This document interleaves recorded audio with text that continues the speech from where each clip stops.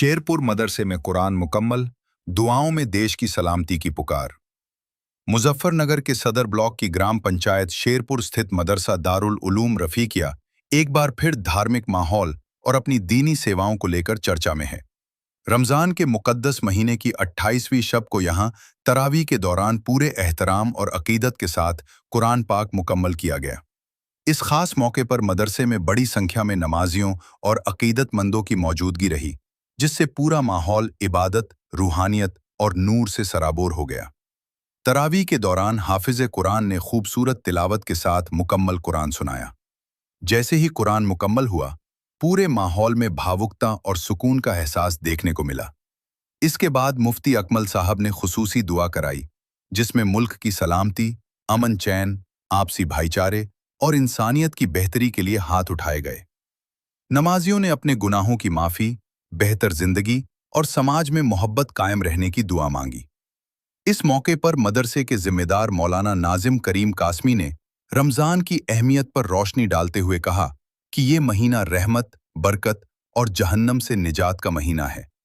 उन्होंने लोगों से अपील की कि वे सिर्फ इबादत तक सीमित न रहें, बल्कि समाज में एकता, भाईचारे और इंसानियत को मजबूत करने का काम भी करें। कार्यक्रम के अंत में सभी लोगों ने एक दूसरे को कुरान मुकम्मल होने की मुबारकबाद दी और देश में शांति और सौहार्द बनाए रखने का संकल्प लिया।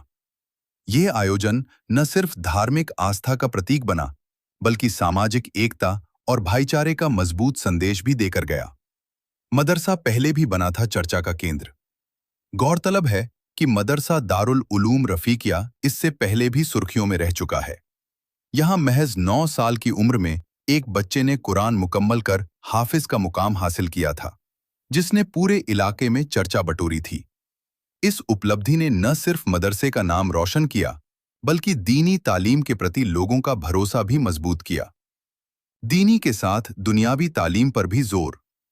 मदरसे की खास बात यह है कि यहाँ सिर्फ दीनी तालीम ही नहीं, बल्कि बच्चों को दुनियावी शिक्षा पर भी बराबर ध्यान दिया जा रहा है। मदरसे की पूरी टीम मेहनत और लगन के साथ बच्चों के भविष्य को बेहतर बनाने में जुटी हुई है।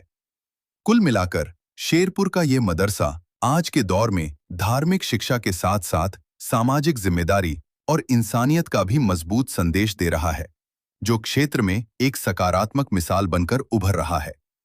जनपद मुजफ्फरनगर से सचनामा न्यूज के लिए संवाददाता तनवीर मलिक की रिपोर्ट।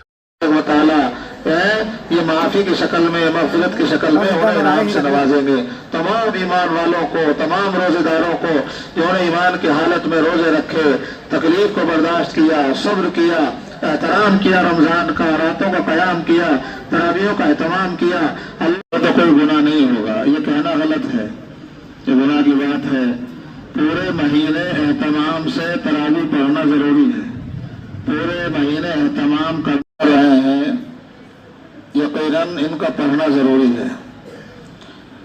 ऐसा नहीं है कि पढ़ लो तो सबका सवाब अता फरमा दिया। उस कुरान का सवाब हमें मिला।